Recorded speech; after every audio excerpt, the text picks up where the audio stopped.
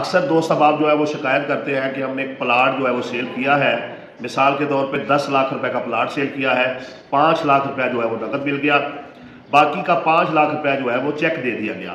اب مثال کے طور پہ آپ نے 10 تاریخ کو اس مہینے کی کوئی رجسٹری کر کے دینی تھی، تو چیک اس نے آپ کو 15 تاریخ کا دے دیا۔ یاد رکھیں یہ فراڈ ہے۔ آپ نے جو بھی چیک جو ہے وہ لینا ہے وہ رجسٹری کے اندر کی ڈیٹ کا لینا ہے۔ 10 کو رجسٹری کر کے دینی ہے تو 8 کا 7 تاریخ کا جو ہے وہ چیک ہونا چاہیے، اور چیک جو ہے وہ پہلے کیش کروا لیں۔ اگر اس کے بینک میں پیسے نہیں ہیں، چیک کیش نہیں ہو رہا ہے، تو آپ ہرگز جو ہے وہ رجسٹری کر کے نہ دیں۔ یہ اس بات کا آپ نے خیال رکھنا ہے۔ بندے یہ سمجھتے ہیں کہ چیک مل گیا ہے، پیسے بھی مل جائیں گے، ضروری نہیں ہے۔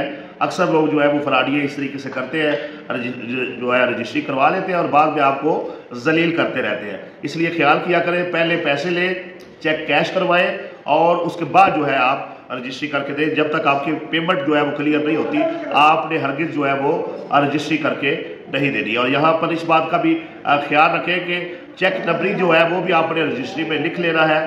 اگر کوئی فراڈ ہو جائے، کوئی مسئلہ بن جائے، تو آپ ثبوت کے طور پہ پیش کر سکتے ہیں کہ یہ چیک کس نے دیا تھا اور یہ کیش نہیں ہوا ہے اور یہ اس کا نمبر ہے۔ لیکن بہتر یہی ہے، احتیاط جو ہے وہ نصف ایمان ہے۔ احتیاط یہی ہے کہ آپ بجائے عدالتوں میں الجھنے کے، تھانے کچہری کے چکر لگانے کے، آپ یہ کریں کہ آپ پہلے اس چیک کو کیش کروا لیں، پیسے لے لیں، اپنے اکاؤنٹ میں ٹرانسفر کروا لیں یا کیش لے لیں، اس کے بعد ہی بیان دیں۔ وگرنہ آپ بیان نہ دیں، پھر کیا ہوگا کہ آپ پیسے جو ہے وہ رجسٹری کر دیں گے، وہ بندہ جو خریدار ہے وہ آگے آگے اور آپ پیچھے پیچھے، اور اکثر اس طریقے سے فراڈ بھی ہو جاتے ہیں۔ اور جب تک پیمنٹ کلیئر نہیں ہوگی، اسے بھی پتہ ہوگا کہ میں نے اس کو آدھے پیسے دیے ہوئے ہیں، باقی پیسے دینے ہیں، تو اس نے رجسٹری کر کے دینی ہے، تو اس کو زیادہ فکر ہوگی آپ سے کہ پیسے میں نے دیے ہیں، میرے نام تو ابھی اشراف کے سوا کچھ بھی نہیں ہے۔ تو اس لیے آپ جو ہے مکمل پیسے لیں اور چیک پر نہ بیٹھے رہیں کہ چیک مل گیا ہے تو میں رجسٹری کر دوں۔